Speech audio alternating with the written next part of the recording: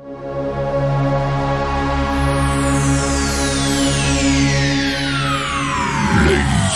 and gentlemen, may I have your attention, please?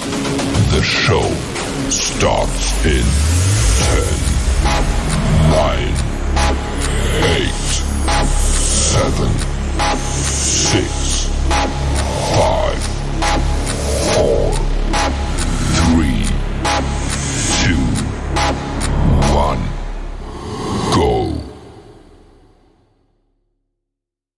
What's up, guys? What is up? Welcome back to Deck Talk Podcast.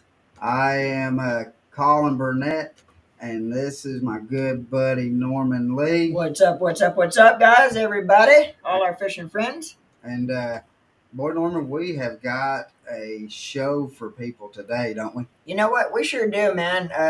We have a fella coming on today as our guest. Of course, you can probably already see him up there. But Mr. John Pate, you know what? And me and John Pate go a long way back. So very good, close friend of mine, king of the Everglades. John Pate, how are you doing, my man? How are you doing today? I'm doing pretty good, Norman. Thanks for inviting me on, Colin. You guys, appreciate it very much. Yes, sir, man.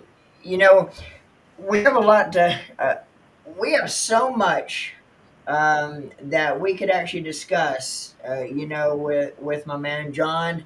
We'd actually have to have 10 episodes to fit everything in, and we got about an hour to do it in. So, but John, man, how's the weather? First of all, I just got back from Florida a couple weeks ago, and it was hot, hot, hot. It was like in the 90s every day I was there. So what's the weather like down there now? Has it dropped in temperature a little bit since I was there, or is it still baking? Well, right now, this morning, it was about 50 degrees. Oh, Now it's so about it's only got a little 60. colder from when I was there then, because I don't think I seen 50 degrees the whole time I was there. It was like even at nighttime, it was like in the 80s. I think it's about 67 degrees now, but the wind's Yeah. blowing a little bit. You know how it gets down here. But I know it's Yeah, well, I don't colder know up what the there. temperature is up here in Tennessee, but all I know is I walk outside, my ears frost over, and I walk back inside. I don't want nothing to do with that cold weather. I hate it. But John, man, we got some pretty cool stuff to talk about today. One of the questions I want to talk to you about is as a kid growing up in the sport of fishing. How did you get your start as a kid growing up in South Florida, wanting to fish tournaments, wanting to get the inspiration to fish tournaments, and later on as a guide, and quite frankly, one of the, if not the best guide fishing the Everglades at the time? Well, I'm retired now, but we'll go back to the beginning. You know, all of us at this age, when you started out, was either with your father or friends around the neighborhood or your grandfather. So I was lucky to have both, grandfather and dad, and an uncle and two that took me fishing. But most of the time it was, I know some of the older fellas will remember this, they will take you fishing, as they used to tell me, I'll take you fishing, but you're going to sit back there and not say anything. You're going to watch. You're going to do what we tell you to do, how we tell you to do it. If you're not, I'm going to take the pole from you. And that's where I started to learn how to fish. Most of the times it was make peanut butter and jelly sandwich for granddad and dad, you know. And my first pole was a cane pole. You all know that. Yep. First fish I ever caught was a monster mudfish. Scared to death of it, too. That was the biggest bass of your life till you seen it. Oh, I didn't know what it was. I come running home with that big old thing on a rope, thinking I caught the world's biggest bass in the world. Dad told me to go bury that thing in the yard. But, Yeah. you know, all in all, growing up as a kid in South Florida, we were very, very lucky because we had 24-hour weather, pretty much year-round the way you see it. And we could go to any body of water, any canal, and catch big fish. They were everywhere. It was a wonderful time growing up down here. It's still a wonderful place. The fishing's wonderful. We got great fishing down here of all varieties and different kinds. And it's an adventure when you come to Florida. But as a young kid growing up, it was easier, less traffic, less people, Yeah. less pressure. Right. So yeah, the older fellas did catch more fish that were bigger back then than we do today because of the boat pressures we have and the more pressures of all the anglers are now top-notch anglers. Half the field out there know what they're doing. Yeah. Thank God You we know, and that's the invented one. catch and I was gonna say release. that's the one thing I notice a lot about today versus kind of course. You know, you came up a lot before when I did, but not only the pressure you have, but today there's more knowledgeable anglers or fishermen than there. Oh, The skill level of even the younger kids growing up today, coming up in the sport, the skill level is a lot higher today than it was back then. So you don't only have more pressure today, more people actually doing it, more people hitting the lake, more people fishing, but you have a better skill level with on average of the anglers you're going to have on the water today. You have a better skill level. So it's not only the pressure of more people doing it, but you have more knowledge on the water as well. So there's more people that actually know a little bit more about what they're doing and how to target fish as well today than you did back then. yeah. The biggest trick that I learned through the older men when I was a kid growing up was the main factor that taught those men how to fish, which we have a little different things today with electronics than what they did back then. But their biggest secret to me was to teach me how to judge the hatch that was in the body of water that I was fishing, what my temperatures of the water were. Even back then, they worried about if the water was colder or hotter. Of course, we had different weeds back then than what we have today. But all in all, it was learning to read the system. And when you're a young kid growing up and, learning this from these older fellas and seeing it, I mean, it comes to a no gainer, no brainer. The fact that you're going to either love the fishing because you've learned how to do it. It's okay just to go fishing, but if you want to make this a career job or become a guide, start fishing tournaments, you're going to have to learn how to read what the fish are giving you each and every day because it shifts. Florida's the hardest state to fish in, especially with weather changes. It can go sour in a heartbeat, Yeah. 1 minute to the next. And you But kind of when you hit the water, and you're actually trying to find fish. And me as a guide now, of course, you being a guide down in the Everglades, and I guess you used to guide on Okeechobee as well, a couple of different bodies of water besides the Glades. But us as guides, when we're out trying to find fish for upcoming trips, we're actually having to try to pattern our fish and try to kind of think in our minds where the fish are going. You can do so much fishing in the moment, but the moment of you finding them that particular day might not be where they're going to be 2 days, 3 days from now.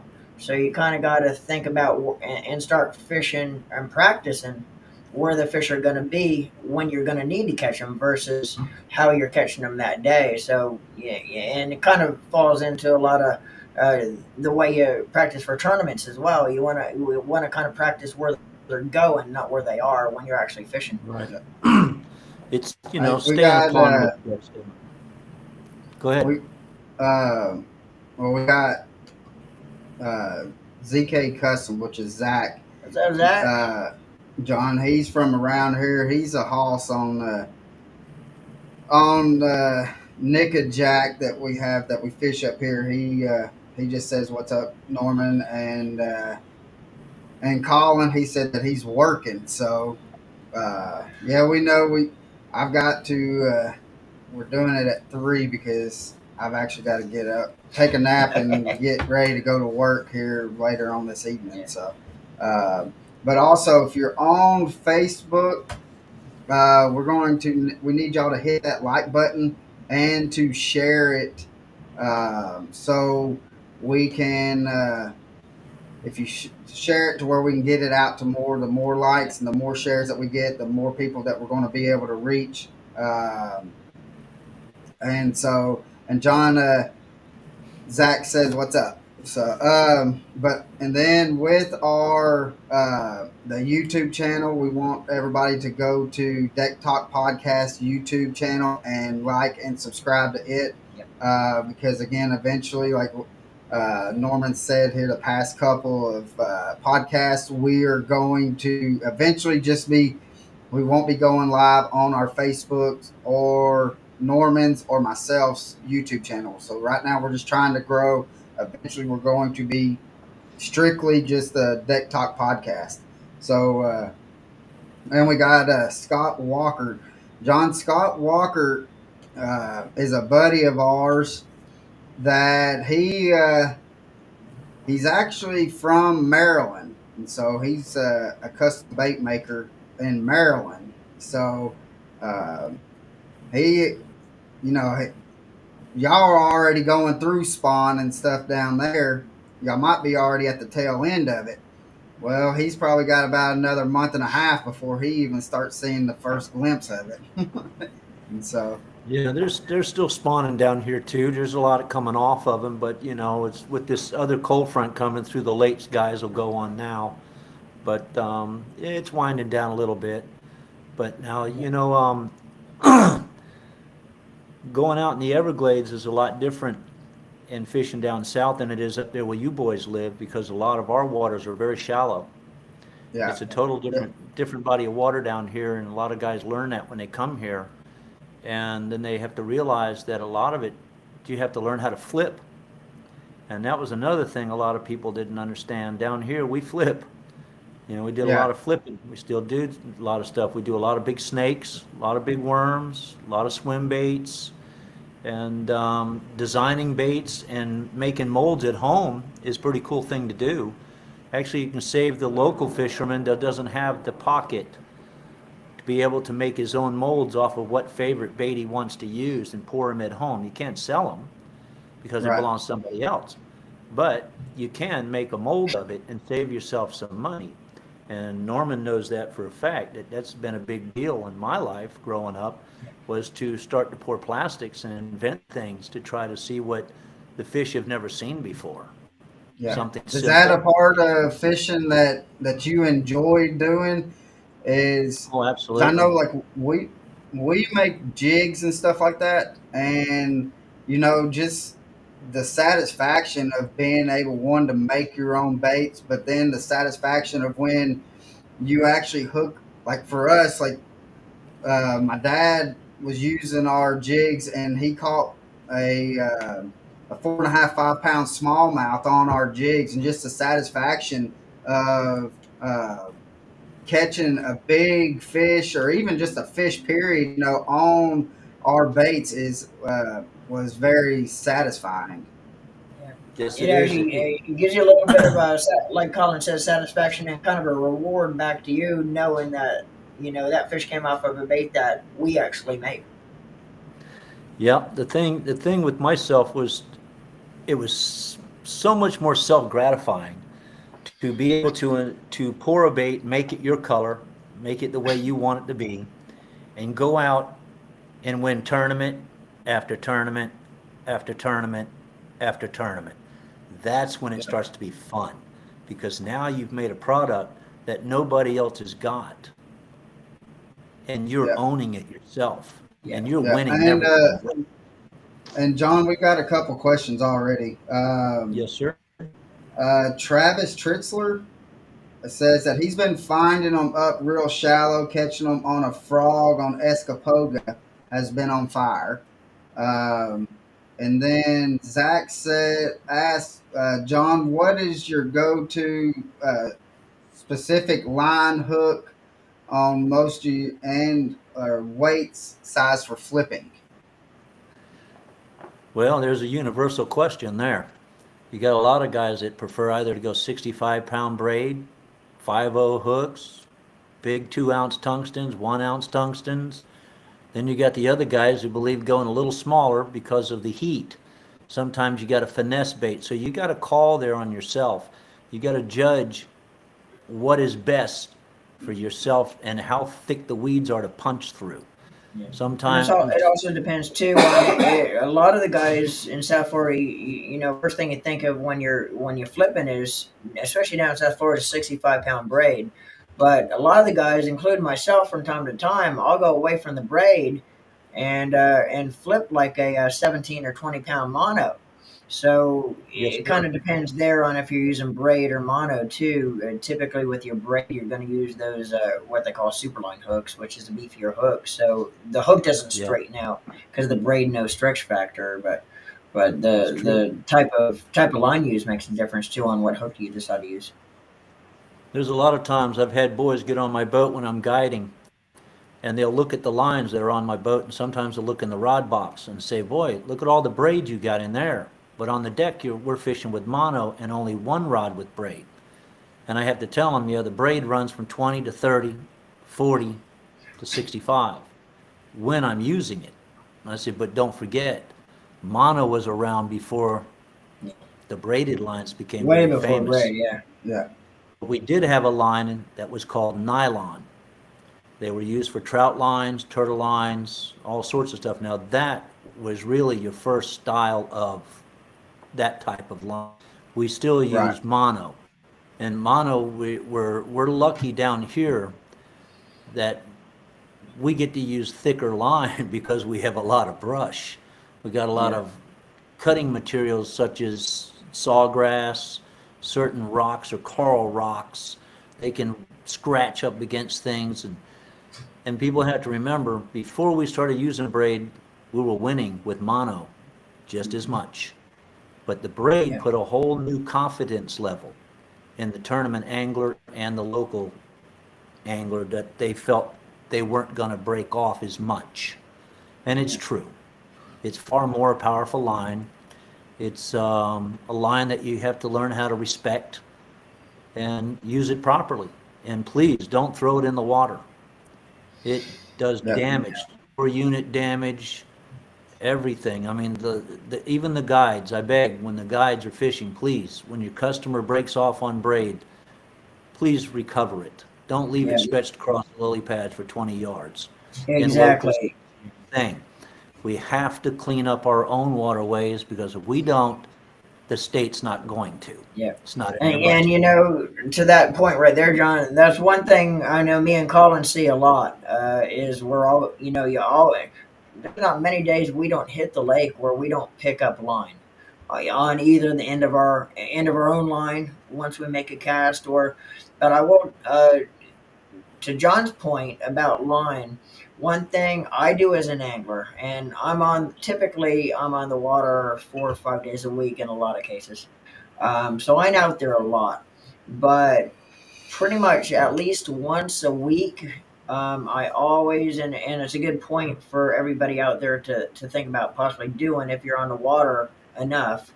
Um, and if you're only on the water every weekend or whatever, you still want to do it every couple weeks, every 3 weeks. I personally do it once a week. Is pull your trolling motor prop off, and typically every time you pull your trolling motor prop off, there's not many days that I pull my trolling motor prop off that I don't have line wound around the prop. And the problem with braid, getting back to like your braided line, braided line does not give. Once it wraps the prop, it continues wrapping, and it gets tighter and tighter, and it'll get tighter and tighter as the prop spins. And what it'll do, your trolling motors will eventually blow out the seal in your trolling motor, and then you'll have big issues once the seal's gone in your trolling motor, all due to the tightening factor of the braid. But not only that, but your prop as well. You Yeah. always want to pull your prop. Uh, and again, I pull mine once a week and check my prop on my big motor. And there's not many times I don't pull the prop that I don't have line wound inside the hub of that prop. And if you don't check it frequently, now a lot of times when you got mono on there, it's not as big a deal, but it can be. But with braid, where you don't have that stretch, it won't break. If it wraps too tight, it'll continue wrapping, and it'll blow out a prop seal, or a prop shaft seal on your motor, and then you have bigger issues down the road. So that Yep. and that's a good habit to get into. Um, is to make sure you pull your trolling motor Right. prop and your prop on your big motor time to time just to The double check main, that. your other main issue about that on your trolling motor is the other thing to think about, which I've learned, is when you get a big buildup of line like that on your prop and you're not paying attention, it wears down the time capacity on your batteries. It's Right. forcing the motor to work harder, it's heating up, it's drawing more juice to try to pull. And that's the stuff you learn from many, many years of being around a lot of guys. I was very fortunate to have the right tournament partners in Yeah. life. Yep. Yeah. And And not only that too, but it doesn't only might eventually affect you or your equipment, but it affects the outdoors, the nature in general. Because what happens is, uh, birds, for example, that hang around the lake, hang they around the get water, killed. they'll actually pick that line up to go build their nest with it. Once they do that, they can very easily get tangled up in it The babies lose their when feet. they take and go build their nest, or their babies, if they do get it where they actually build the nest where Yeah, they don't get tangled up, then once the babies hatch, then their babies will get tangled up and it can't get out of it. that's the So truth. it's not good for the environment for and line, especially braided line, it doesn't disintegrate over time. It's going to be there forever No, if nobody it picks it does up. not. And Yeah. even though So the alligators are big, the braided line can literally cut off an alligator's foot. It can cut the tail off. I mean, that is an awesome line to do what we do with it and how we use it, but we have to use it respectfully from Mother Nature. yeah, yeah, And the other exactly. issue that I have with other anglers is the fact that I've been behind them and I've literally watched them sling worms in the water as they go. You know, worms no good, throw it in the water. Throw it in the water. Don't waste throwing plastics in the water when the worm breaks. Throw it in a cup, throw it in your cooler, in a bag, because the fish will eat those baits, and when they swell up inside the stomach, they can't pass them as good as you think they do. Yes, they Yeah. do pass baits. I've had them pass Zara spooks in my live well, Rapalas, other different little things, but all in all, the worms do swell. They'll get bigger and bigger. Take a Cinco and stick it in a pot in some water for days and watch the size of that Cinco, and you'll wonder why the supersized Cinco was invented. Because that's the size a regular, normal 5-inch Cinco will swell. It's the size of a big Cinco. So don't throw them in the water. It's not a Yeah. good thing. Exactly, exactly. And John, uh, growing up, of course, uh, I have had a lot of mentors, over the years as an angler coming up, and you actually kind of introduced me to a lot of the guys I originally met at ICAST when we're walking the ICAST floor. But as far as mentors in the sport, I could remember growing up as a kid, watching like Roland Martin, his television show, and then Shaw Grisby, One More Cast with Shaw, and then Bill Dance. And but growing up as a kid, John, mentors. Did you have any mentors in the sport as you were growing up that you kind of looked up to and tried to gave you inspiration as far as to follow your dreams as a fisherman? Well, yes, sir. Working out of Everglades Holiday Park, where I run the major guide business from Everglades Holiday Park, is the fact there was a man that owned it named Mitchell Bridges. His son is the owner of the park now, but Mitchell taught me how to use spoons, how to walk frogs, and how to work big worms. The other fellow was a guy named Blackie Hinkle. He used to own a tackle store down here named Hinkle's. And he was the one who gave me the first 12-inch paddle tail worms we ever used, and the molds. And the other man was a name named Jim Coleman. Now, all these men have been deceased, but they were the men who showed me the bigger worms and how to work these things. And Mr. Bergeron, who we all know, Mr. Ron Bergeron, used to teach us how to throw frogs in the old days also as kids. When you'd run into him, he was a very kind guy. But my biggest mentor in life to watch at the times were the celebrities on TV that we knew. Back then we had Jimmy Rogers, John Fox Outdoors, and of course you can't ever forget Flip Palace. Flip Palace ran Walker's Cay. But my biggest influence were Roland Martin, Jimmy Houston, Bill Dance. Those were the three main guys. I would say without those three guys on TV every day, I don't think half of us would become who we are today. Yeah. Yeah, and that's most people think they see Bill Dance. The first thing they think of though is his bloopers, but and which Yeah. we've been around. Norman and I've been different places, and Bill Dance's name will come up, and which I've met Bill Dance being from Tennessee and stuff like that my whole life.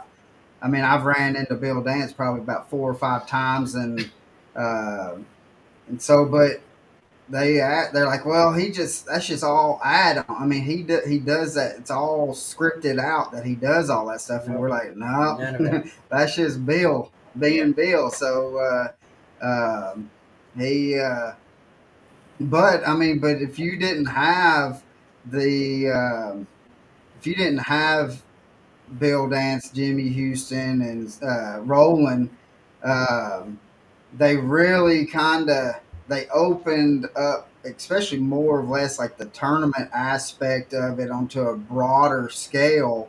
Um, to which I mean, uh, oh shoot, I just drew a blank. The guy that started the Bassmasters. Oh Talking about shoot, Ray Scott? Ray Scott. Ray I knew his Scott, last name was Scott. Um, Ray Scott. but I mean, besides like him putting the pieces to where, I mean, he done a phenomenal job because professional fishermen would not be what it is if it wasn't for Ray Scott. But he knew that those pieces with the Roland and Jimmy and Bill, that it formed professional fishermen into what it is today. Yep. Yeah. Well, you So- know it today. They put all that together with all those anglers, and a lot of people don't realize how much Bill Dance's influence was with Bass Pro Shop itself. Yeah, Is Bill at one time was part of the whole organization, who was part of owning some of this, and he gave up his moments of doing the boat dealerships and all, so he could jump in with this tournament series with Ray Scott and Jimmy and all the others. But don't forget the Murray brothers, Billy and Bobby Murray. They were the ones that won the first BASS, and a lot of other guys followed. But those were very unique individuals because those men had to do everything on that boat blind. In other words, yeah, there was no sonars, there was no depth finders, there was no way to see if there was any rocks or anything other than what we used to call line counting. How deep are we? yeah, And you counted off your lines. That's some of the stuff that those men did on TV. Back then, you were only on once a week. And then when the Bassmasters magazines hit out, we all had to have that. The In Fisherman and all these other magazines we all had, which was our pretty much our Bible to us as fishermen. Because here yeah, was pictures of things we didn't see growing up in our neighborhoods. Here's, as I called it, the candy store books. And yeah, us guys that loved fishing so much were now put into the situation, and where Norman knows, going into meeting Norman down the road again and getting with it to go to the ICAST with Tuscarora and Worm Label was come up from a guy named Earl Carswell and Jack Huggins. And that was an idea that they decided to start trying to make baits for everybody to use that could catch fish when they use it. And those are people you meet through the field, such as meeting Homer Circle, Glenn Lau, being friends with Doug Hannon, the bass professor. People forget about Doug Hannon. He was an inventor. He invented things for the industry. Look him up, young kids, you'll know. But there's a lot of guys out there that have furthered the sport with their youth. These kids today can read transducers and graphs. These boys are smart. And us old timers are having to learn it, and I'm completely out of it now. Them boys are Now, too small for me. And now, I and got which we talked about it here a second or before we came on live, and Norman and I have talked about it. Um, what do you think if they had a tournament, even like a tournament series or just a single tournament that that just had uh, that just had the people use like an old flasher and to where I mean maybe like a flasher and maybe like the maps, you know, I mean, but if it did not have that with it was no live scope, no side scan, uh, no 360 or anything like that. If it was just strictly you just had a flasher and and maps to a where, topographical map yeah, and a flasher, yeah. and What do you you hit think? the lake. How do you think that would go as a tournament wise? Do you think that there'd be people that would be willing to jump aboard on that to go back? I mean, pretty much back to your roots on being in a boat, trying to figure out finding fish. Uh, maybe, I mean, even with no wave points, so then they had to go back to triangling everything in. Yeah. What do you think about that, Don? I think it'd be a neat thing called the Blind Eye Tournament, the old Yeah, versus the young. Let's see if Hank Parker will come out of retirement, getting up with Jimmy and Bill and Roland. Those are the old school guys who had to do it without anything other than let's see if there's a fish here. Let's see if there's one over here. We don't yeah. know until we just play the game. Go out there. That means Yeah, fish. That's what a lot of yeah, guys have asked me in the past when I used to do a lot of it. Now they're retired. The thing is how do you know where to go? You don't. You have to put time on the water. And if you Yeah. don't put yeah, time on the water, you're not going to win a lot. The motto is he who's on the water the most wins the most. Yeah. And yeah, you One know, who networks himself enough has enough crew behind him to help him get to that network to the next level. It yeah, all depends on the people you have around you and what your own self, yeah. worth is to yourself to figure it all out.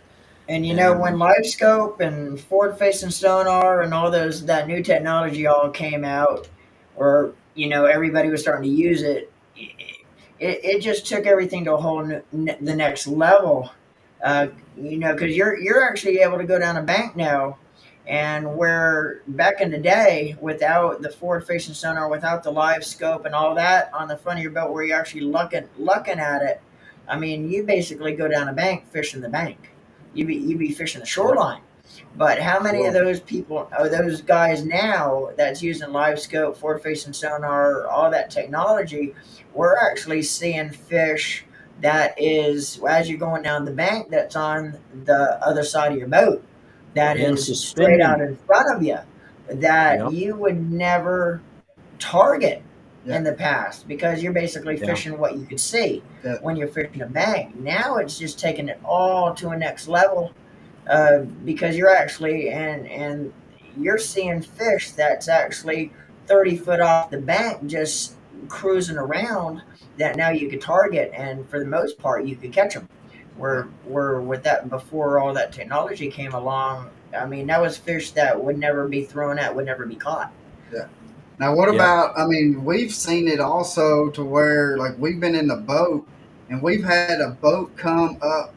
I mean, maybe not on the same side, but come hit the other side, come up to a dock, put the trolling motor in the water, scan up underneath the dock, pick the trolling motor back up, and head out. Yeah. And back, I mean, we didn't have that even Yeah, back 5 years ago. back in the day, you'd Back then it spend was called 20 minutes trial and fishing error. the dock when there was nothing under it, just to see if there was a fish under it. Yeah, Where now, Yep. like Colin says, you can pull up to a dock, drop your trolling motor in, take about 2 minutes to scan the whole area under the dock, see if there's nothing there by looking under the dock with your electronics, and then pick the trolling motor True. up and move on to the next dock. Versus back in the day, you'd spend 20 minutes fishing that dock just to see if there was fish there. Then now it takes you 2 minutes to see if there's anything there. You don't even have to wet a line. no. So it's Well, that just, sure is. it's crazy. It's what you call a really great invention towards the sport. But it would be fun to see a thing with, like they have the MLF and all this other stuff they've got. Now they got the three boats against the three boats and the three boats, and they all talk together now, which is really cool. But I would be interested in seeing the old guys versus the young without Yeah, graphs. Let's in see what something like knowledge. that, in something as the aspect of to where you're going back to the roots. I mean, because just like what you're saying is the technology now has gotten to where like it has out. I don't want to say outshine the older, but it took their knowledge and really kind of pushed it to the side to where if somebody knows how to read a graph on the live scope or side imaging or the down scan and stuff like that, if they can read it and know what they're looking at, um, then it has. I mean, that puts them above. Uh, They have the advantage. Yeah, exactly. So I mean, They have the if there was a advantage. tournament series that they had to where maybe that all right, you can only have a flasher or yeah. anything like that. The only thing, even you don't have to pull your electronics off because that'd be too much time and trouble. But you're not allowed to turn any electronics on except for your regular sonar. I mean, you could use your regular sonar. You can't use any of the live scope, side imaging. Uh, you can't use your GPS. Just use your regular sonar.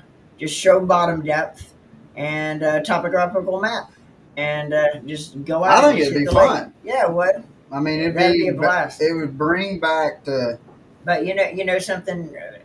Me as an angler today, and I could see where we as anglers, we and sometimes we rely today too much yeah. on all that technology, and to the point where we're kind of spoiled with it. And I've said this on camera before that I mean, there's been times where my sonar has been down where I'm having to uh, do something to it to repair, whether it be electrical or trans. There's something not working right with my sonar, and I'm like that. That's the decision maker whether I go to the lake or not, because my sonar's not or my electronics wasn't working properly. I stayed home. Yeah. But how You, many you times know, and though? that right there is just showing Yeah. today's anglers, and I'm sure I'm not the only one. Nah. It just spoils us so bad because we're so used to that today. Yeah. Well, And it's nice to what do be you think? spoiled, man. What do you think is because it's fishing is just going to just keep growing. Um, as in Well, maybe I mean, what do you think? As we're seeing more, especially since uh, I don't really want to say since everybody got the pandemic and stuff. I guess that's the easiest way to say it because if we said the c word, then everything kind of hates the c word. So we kind of got to watch what's yeah, saying that. so Um, but ever since then, I mean, fishing has just exploded. But what do you see as in the future of fishing to maybe like how do you see that it's going, and maybe how do you see that we can help can help fishing out to be able to keep our reservoirs, our river systems, and our lakes and stuff like that to where they're just going to keep on growing for our grandkids and so on below. What do you think that we can do as anglers ourselves to help with the growth of fishing and to have to where we still have good fisheries in the future? well, that comes back to teaching tomorrow's children what we need to teach tomorrow's children. That is what is proper for the future, for the water system, the ecosystem altogether, and how much fishery we're going to keep. If like when they came out with catch and release, a lot of people were upset about it.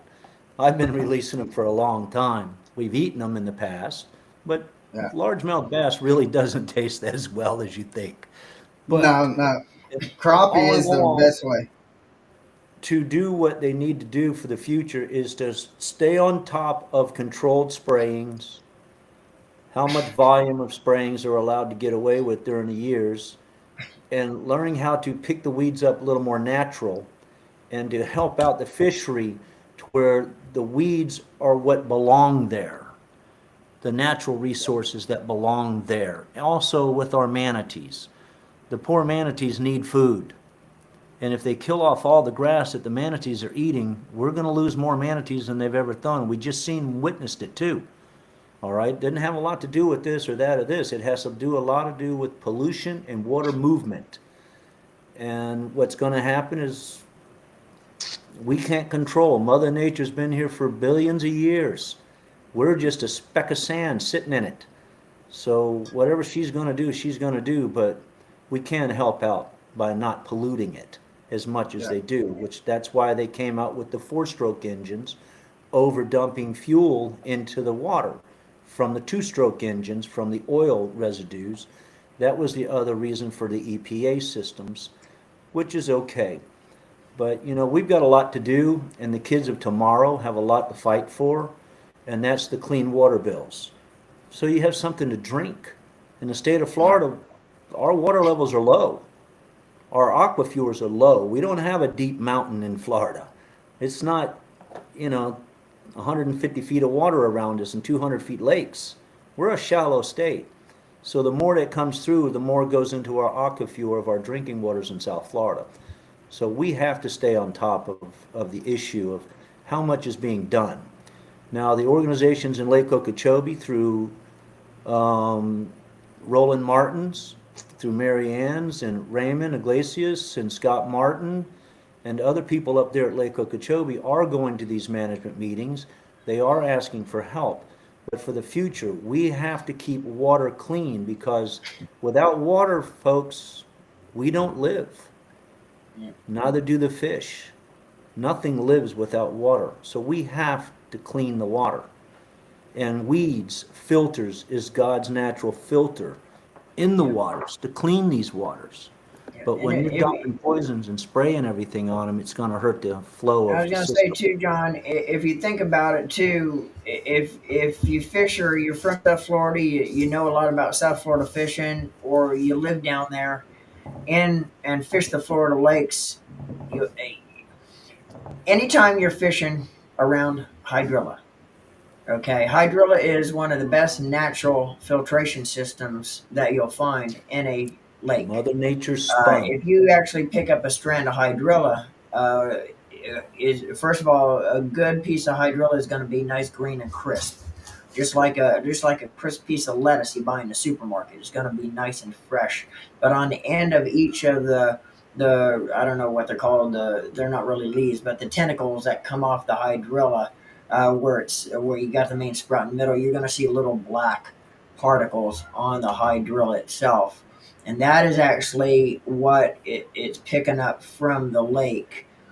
So anytime you pick up a piece of hydrilla, you're going to see little black particles on the end of it, every tentacle or whatever it's called that come off the hydrilla. That's actually what that piece of hydrilla is filtering out of the water. Yep.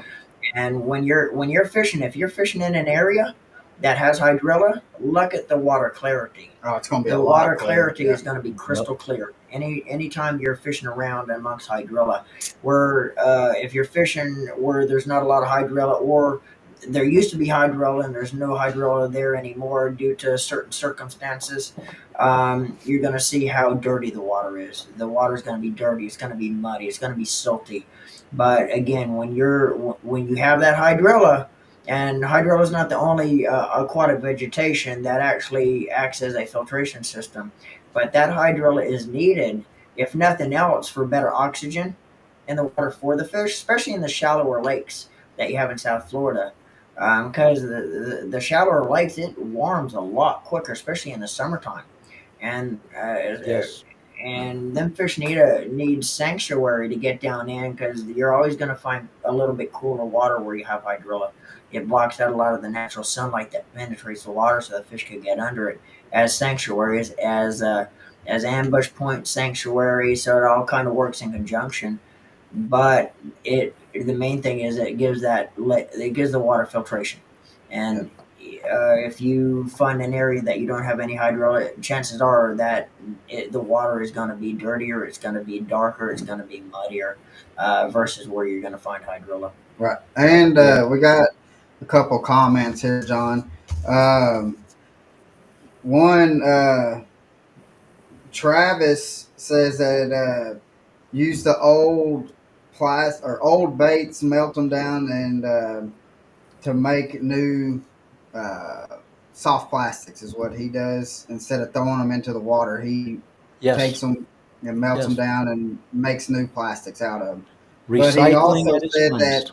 um, he remembers when he was a young kid that Poga was full of hydrilla. Now it's totally gone. He's talking about uh, which John and Norman knows when that somebody says Poga, what they mean. For people that's not down in Florida, that he means Escapoga. Yeah. So, Yes. which They're we catching fish there now, though. They're catching fish now.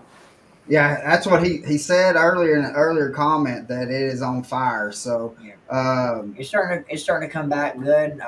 Again, I was just down there a couple weeks ago. I was guiding for 2.5 weeks down there, and I think I had five five trips on Estapoga, and I'm very pleased to say that it seems like Estapoga is on its way back. They are catching them down there now. They're catching them good. They're catching them strong.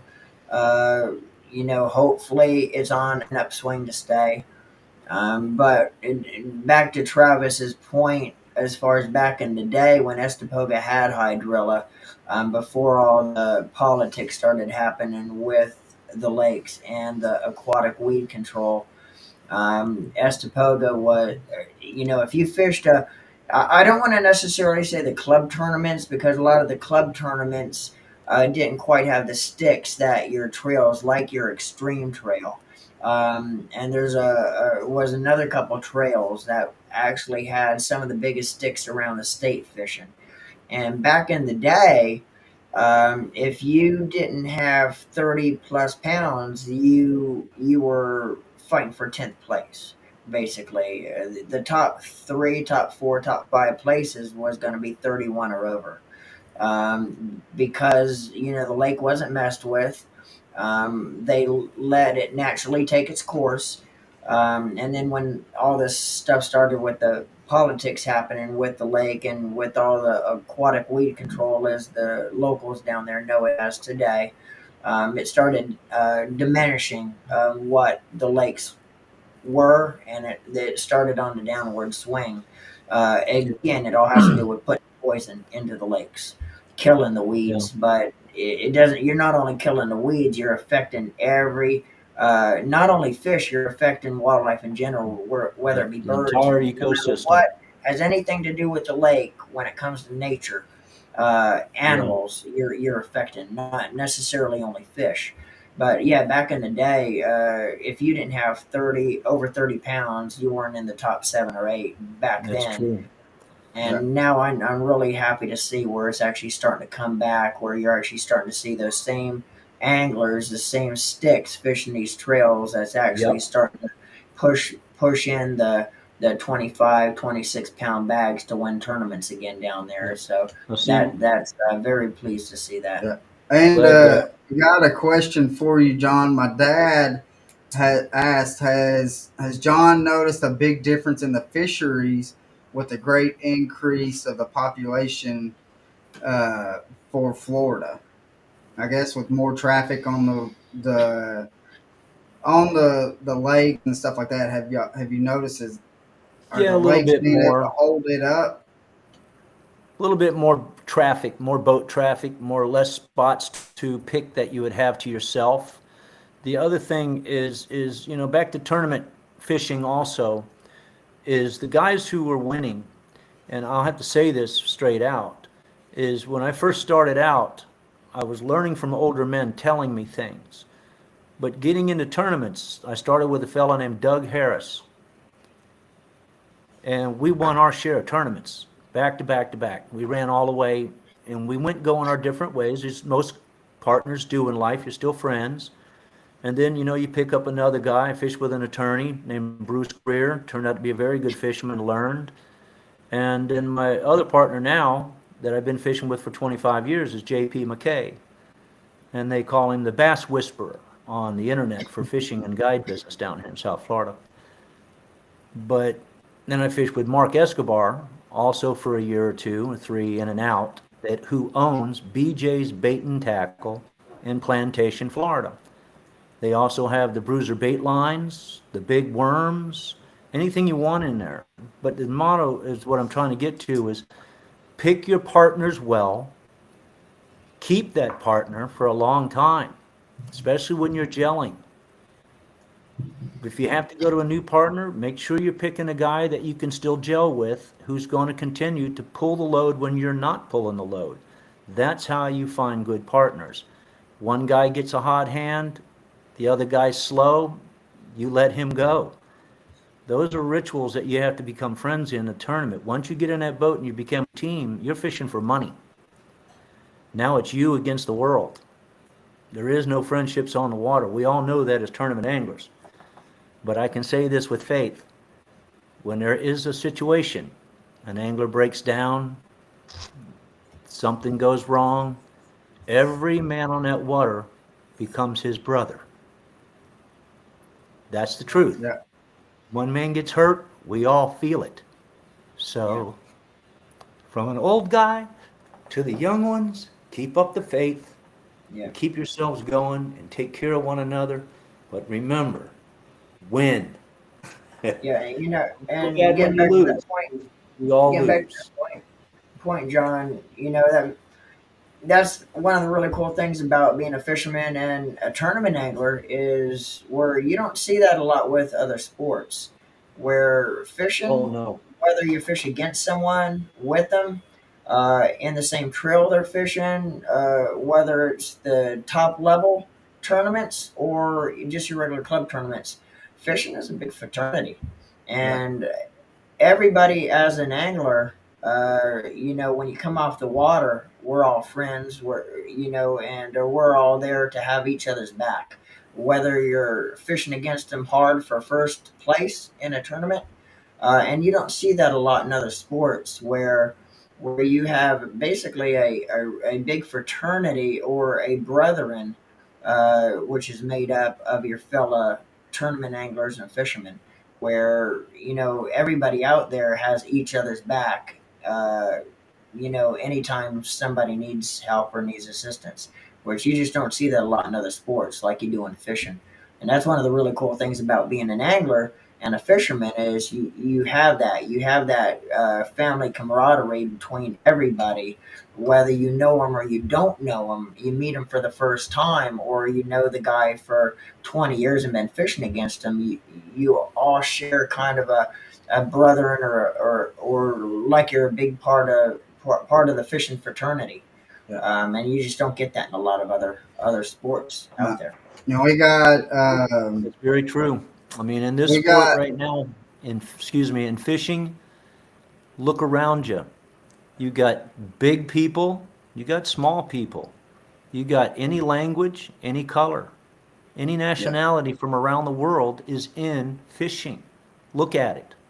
yeah. Just look at it. And They're that's here. like Africa, Italian, this person, that person. They're all in neutral. Fishing is a world sport for everybody. yeah. Don't have to be a That's football like player. it's kind of funny that you say that because we just got a comment from New England Bass Trackers. Um, I mean, who would have ever thought that? And he just says, "Hi, gentlemen. God bless.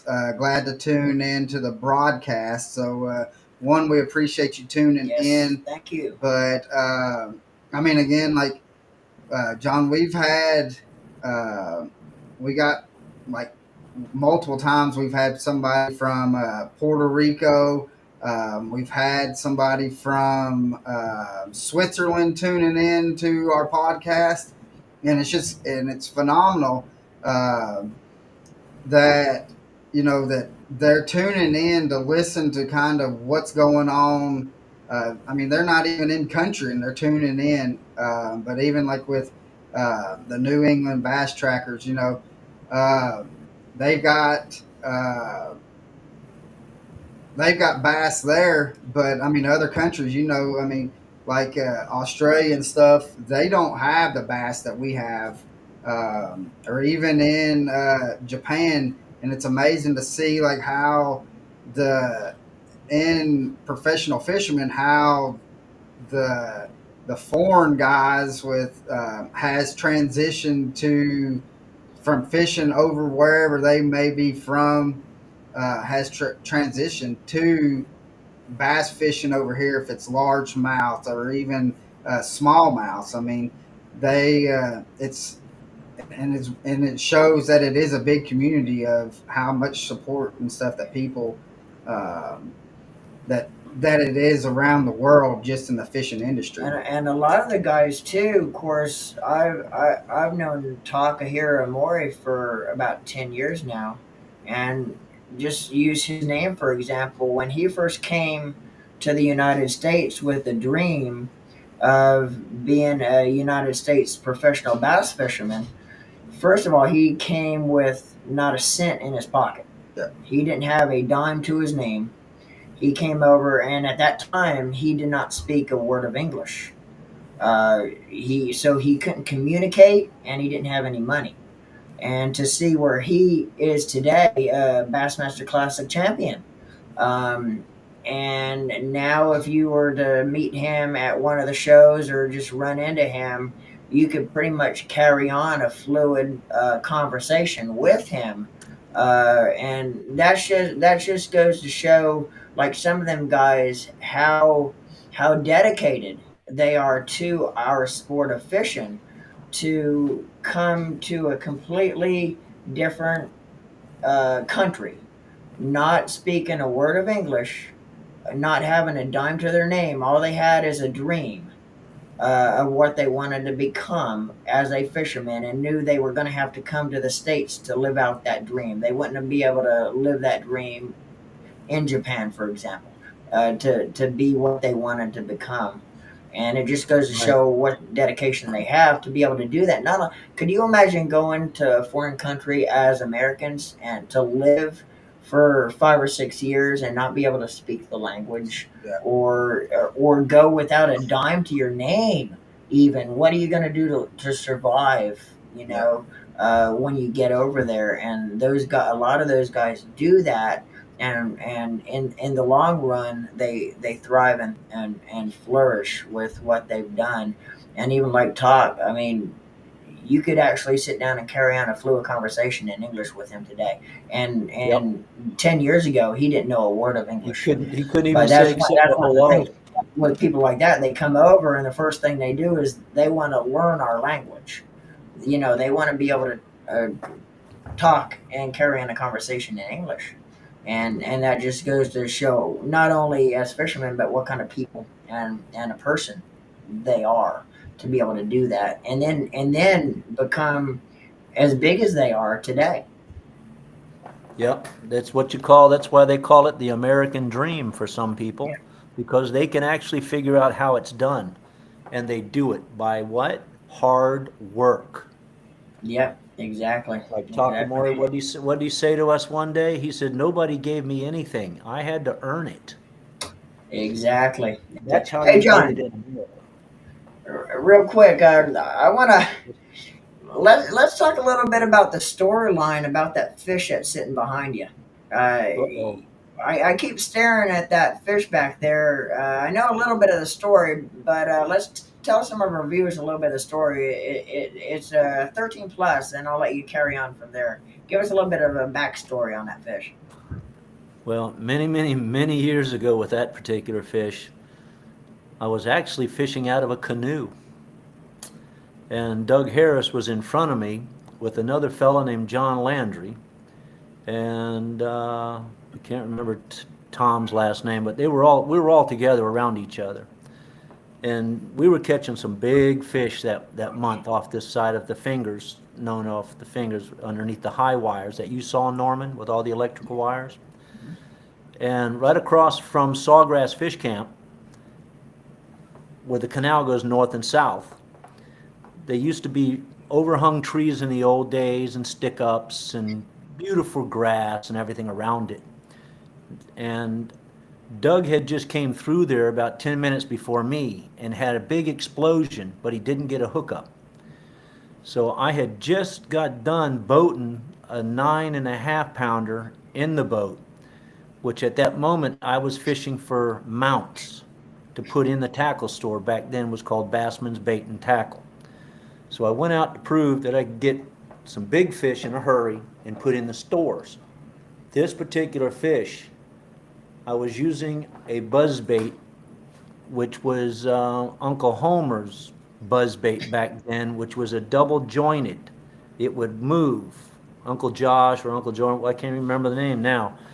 But I made a throw over and it had Lexan plastic blades. They weren't metal, they were plastic.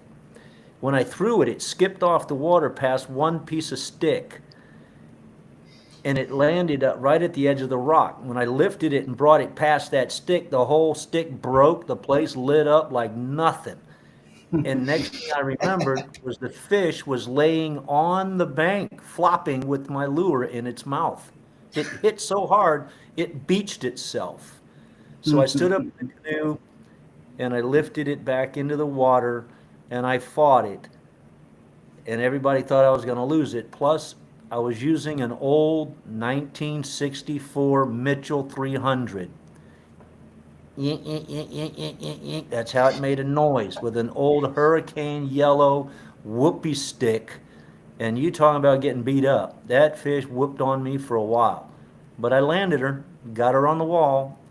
That particular week, I caught two more in between 11 and 12 pounds off that same little area in the same couple of weeks. Back then, we could see fish, we could catch fish, big ones everywhere.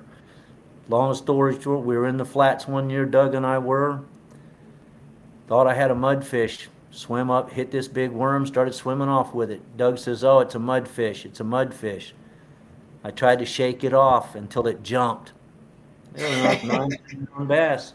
We caught it, got it to the boat, and we both said to each other at that moment, from now on, we never yell, it's a mudfish.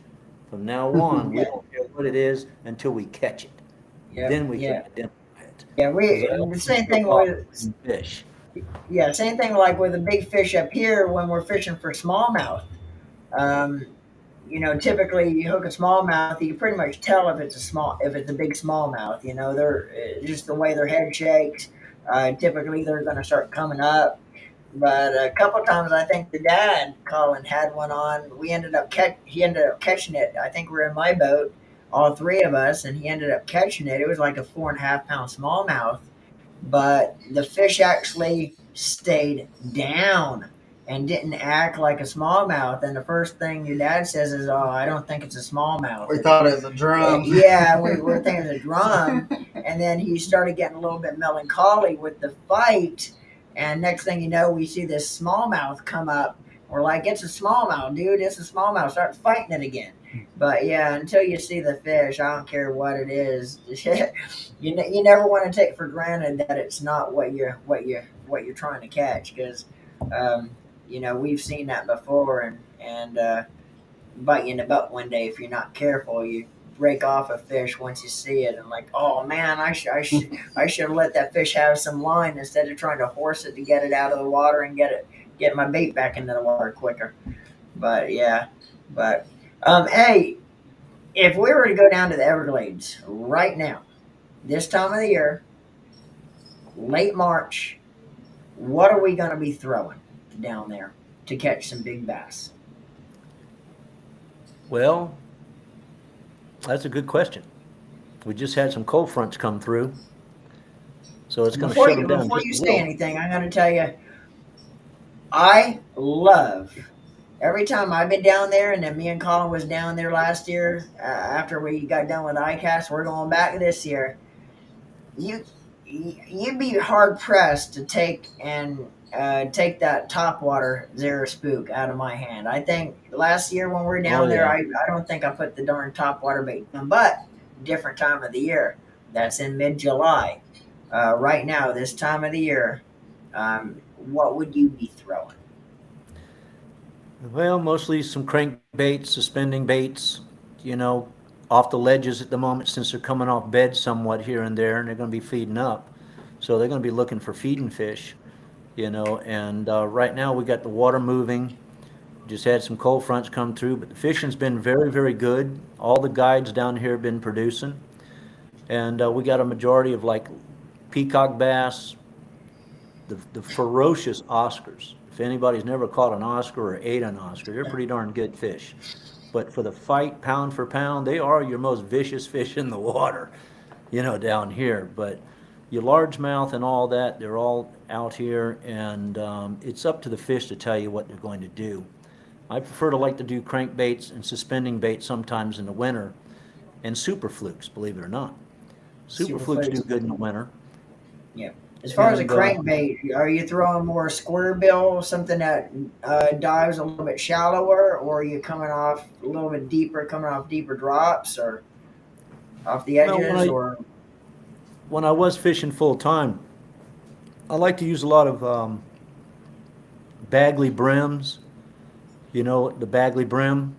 yeah, Yeah. They're made of balsa, and you can't forget the shad wraps, the bigger shad wraps, stuff like that. The old famous silver and black or gray and black rapalas, the orange, the gold and black rapalas.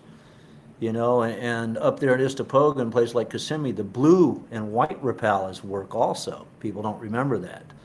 And a lot of crawdads, playing around with crawdads on the bottom and pulling them on the bottom through the grass and through the rocks because they'll get down on the bottom during the colder weather, and that's where the fish are going to find them. And if you're seeking into it, and the fish aren't biting anywhere, they're usually probably going to be what we call tight-lipped, you know, lockjaw. Means go yeah, home, put the boat on the trailer, because they're just not yeah, going to bite. I don't care what you're doing. And sometimes if you do catch one fish, it's probably going to be a big one. I mean, that's yeah. the biggest thing. And Go most after people that don't. reaction bite, though, right? With this time of the Yeah, year, when they don't want to, when they're not eating to eat, they're eating to react. If you throw something by them that has enough erratic motion to it, or like a crankbait that's going to go by them a little bit more quicker than say trying to finesse something by them, get yeah. more of That's that why the reaction suspension bait when baits they work don't want to great. really eat, but they will react to it because that's what they do. Yeah, that's why I like and if I have to go up and fish northern waters and stuff, suspension baits work great because Yeah, they'll hold their position. Yeah. And, that's why you Well, see a lot of the Kevin, pros yeah, on TV with Kevin Van Dam, Ike Kevin Elliott, Van and Dam made Acme that jerk bait. He proved that you can fish that jerk bait all year round, all year round. and it wasn't up until what till like the uh, where they started doing like the bass live to where was it 4 or 5 years ago, anglers were trying to hide the bait that they were using, and they could because the Bass Live was not on their boat. They didn't have that camera in the Right. boat, so they could hide the bait. But now, since the Bass Live, there's not hiding anything on that boat now, and so people have realized, especially within the past 5 years or so, that that jerk bait is an all year round bait instead of, and that's like with and I try telling people the same thing like with the blade baits. People think that the blade baits is just a wintertime bait, and I fish that thing all year round. I changed my retrieve up on the blade bait, but it is a all year round, and you can catch tanks on that, the jerk bait and the blade bait, um, all year round when it's not what they say the perfect time to be throwing it. It's all year round bait. yeah. We got New England uh, bass trackers says that he actually loves a jerk bait for pike and pickerel up in he's in Massachusetts. So um, that's pretty Universal cool. bait. So It'll work but anywhere. do what? It'll work anywhere in the world. Them Yeah. jerk Yep. baits. In the It will. ocean, they catch them in the ocean. Even in big worms we make, you can catch plenty of cobia on the bigger worms. It's Yeah. funny, but they love black and they love brown. and them Yeah. cobia will Well, go on them big there. worms. I was gonna say there is actually. I know there's pictures out of it. I think some back when we were with Tuscarora Pro Lures, John. One of our one of our swim baits, called the tomahawk swim Yeah, bait. We had one that perfectly matched. If you remember this, perfectly matched dolphin colors. Do you remember that? But I think yeah. there's a story about somebody either caught it on video or had pictures of it where they were actually using that bait offshore and caught a billfish because Sailfish, I a thought. lot of billfish they feed Yeah, on small dolphin out Oh, that's when you're cool. trolling around for them. Well, I think there's either a picture and Earl Carswell, a buddy of ours that actually was one of the co-owners along with Jack, the late great Jack Huggins, could probably elaborate on it more of its exact accuracy of the story. But I believe that somebody actually caught a billfish on one of the tomahawk swim baits, the one that actually mimicked dolphin colors as well. So I don't know yeah, if you know a little bit about that story or not, John. yeah.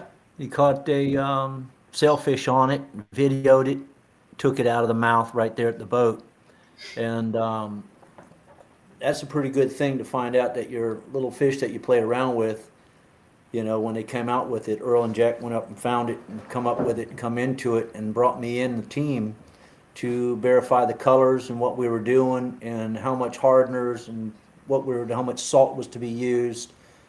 And the bait really works great. The 14-pound, 2-ounce fish that I had caught was caught on the sunburst tomahawk. That's what I caught that fish on. Pretty cool story. Well, And I've run out of not them, and since Earl's retired, and all of them we've retired pretty much the stuff. I don't have any of that stuff in stock anymore, Norman. You know about all the stuff we had. But they were a very popular bait, and they flew off the shelf pretty quick, and we just don't have any left. And since we're not doing them anymore, oh, I got a cramp. Wrong, well, got a cramp. Ow. well, I Another sign of old age, That's how it goes.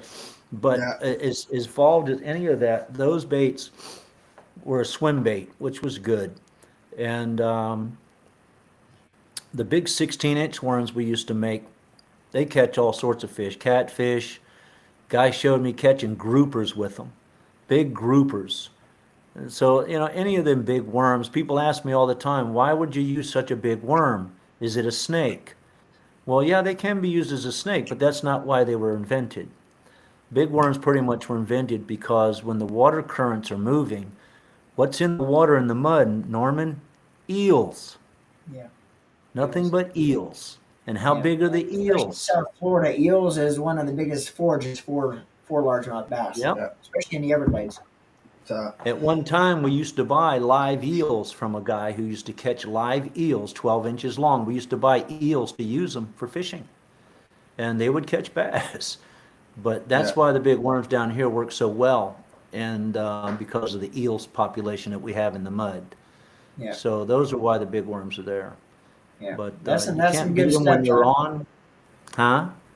So that's some pretty good stuff right there. Well, a lot of people, you gotta, like we talked about earlier, matching the hatch. You just said that there was frogs on Istapoga. The guy said that. Well, it's a hatch time.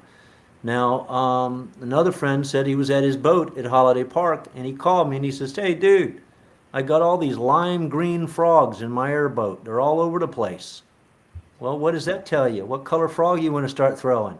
yeah. A Lime lime green. chartreuse green frog. And Yeah, everybody asked me, what is my favorite frogs in life that I used to use a lot of? Is a scum frog. The basic first floating frog, scum frog, is still one of the top of the line frogs. Yes, I love Spro, and we love this one, and we love that one. But that frog there still has the right softness to it, that it still does what I call a pretty much good hookup, and you don't miss very many fish on them. And Yeah. they match the hatch with their colors. And they just came out with a new one, which is sponsored with JT Kenny. and JT Kinney is sponsored with them, so he's been showing the brand new colors that they've come out with, and they're coming out with some pretty exotic looking colors. So don't give up on the old school baits yet. I've always said that because I still fish with the old 1950s jitterbugs, the old devil horses, and the hula popper. Yeah. Can't beat And them. Why are they still making them if they didn't work? yeah.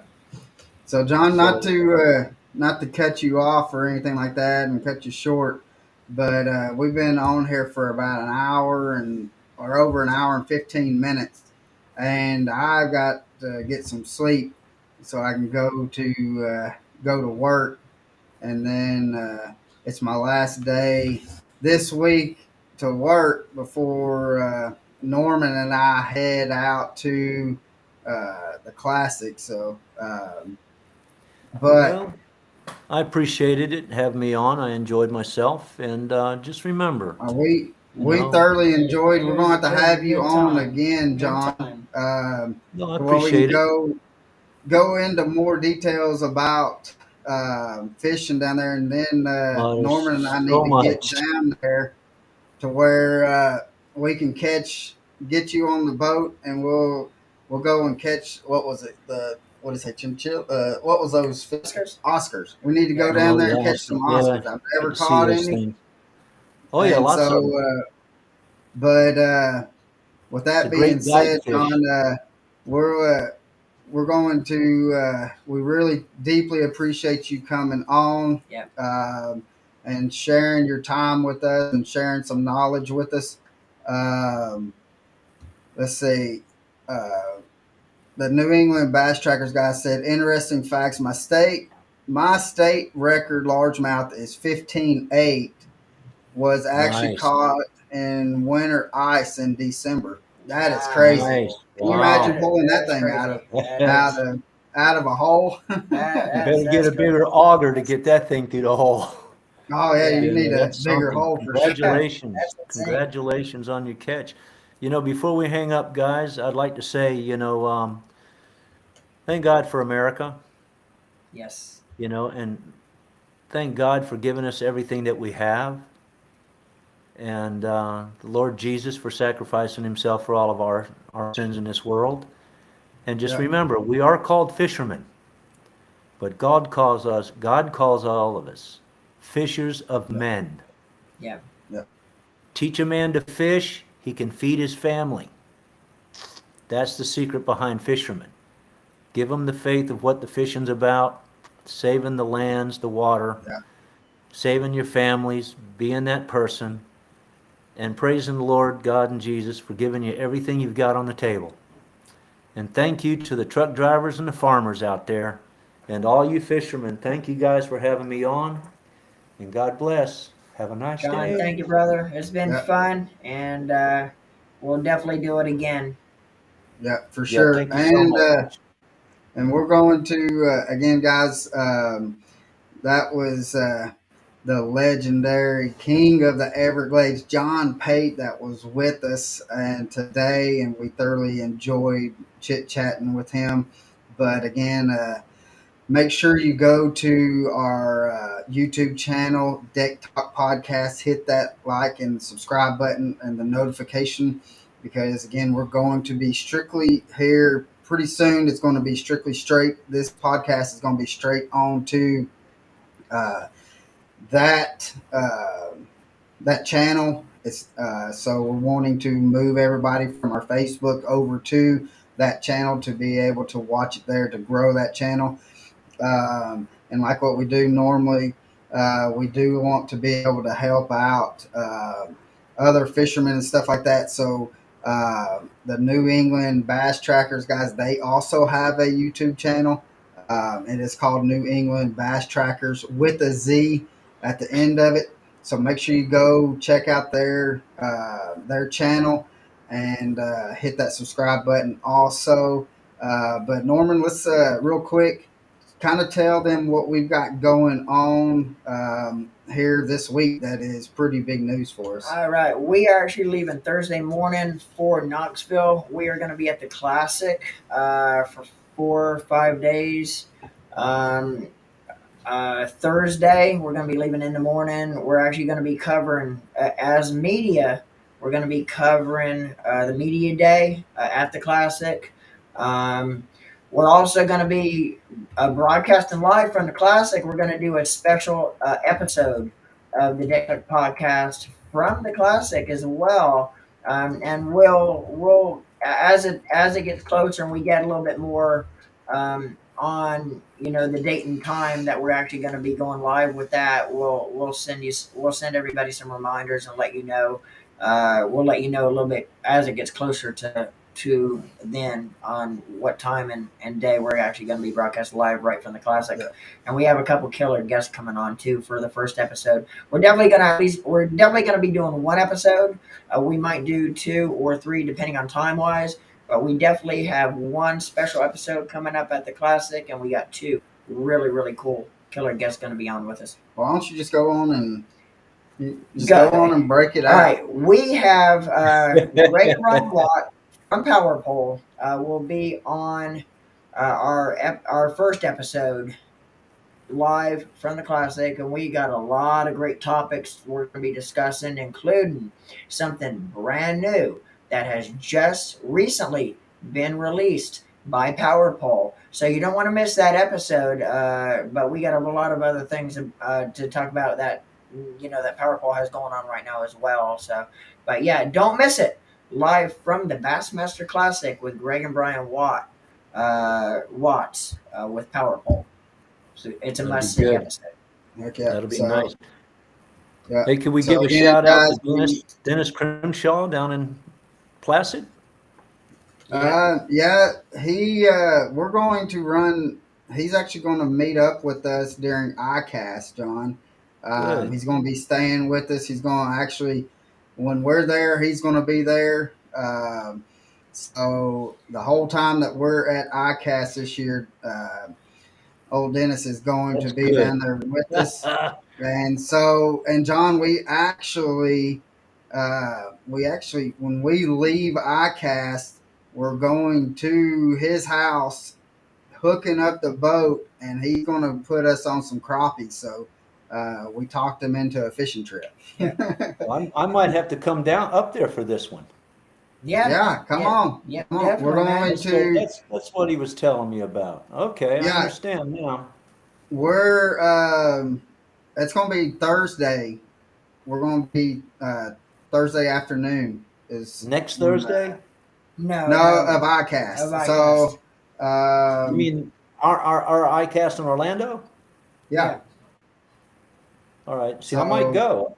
I might go this year if my legs Yeah. will hold up. We'll holler at you as it gets closer to kind of Yeah. let you know what the exact date and day and time. It'll be the 13th of July when we're Yeah. going to be going out on the water with them.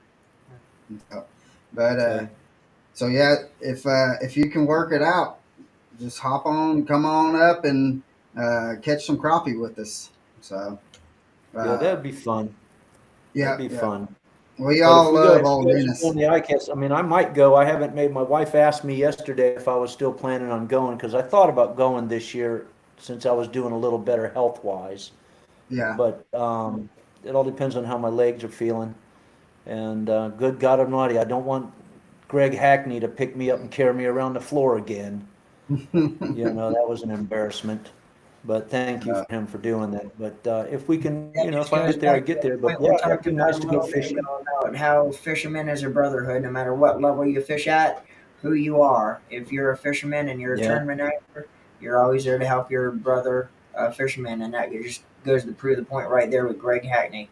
Yeah. You had a little bit of a spell, Yeah. and Greg basically pushed you around up to the medical booth. Yeah, it was funny as heck. What did you All tell right, me? guys. Don't scare me like that again. Poor Norman. He was like this. Are you gonna make it? Yeah, I'm gonna make it. But thanks guys for having me on. I really enjoyed it. And the next time we do it, we can talk more about product and situations on the water maybe, and, more about cancer cover up with the long sleeves and wearing your sun protection, your buffs, because I'm a character of all the cuts and the stuff they've been doing to me now. So on the next one, we can talk about stuff like that too, probably. Yeah, But yeah, yeah. I know it's time to go, so thank you guys. Thank you. And so again, guys, we want to thank you for sticking with us, Thanks, John. and thank you, John, for coming on. We deeply appreciate it and the time that you took to the chit chat with us. But again, guys, we want to say again, hit that like, subscribe, share this like crazy. Help us grow this. Norman and I are thoroughly enjoying doing all these the podcast. We're enjoying having our special guest. We're going to be having a blast here this weekend at the Classic. Don't be surprised if we just pop on, do a little podcast, and or even just do like a little live or something like that with somebody. I know we will be going live. We do have a gift for a fisherman uh, that is fishing in the Classic. That is a good buddy of ours. We had a buddy make something for us that we're going to that Norman and I were talking about. We had this a buddy of mine, Bruce Anderson with Deep South Vinyl. We had him make something for us to be able to give. So we're going to definitely do a live with that. So you don't want to miss that because I think everybody's going to get a laugh out of it, don't you? Exactly. But we do want to say thanks again. And we hope to see you out on the water. God bless and live the passion, brother. Tight lines, guys. Take care.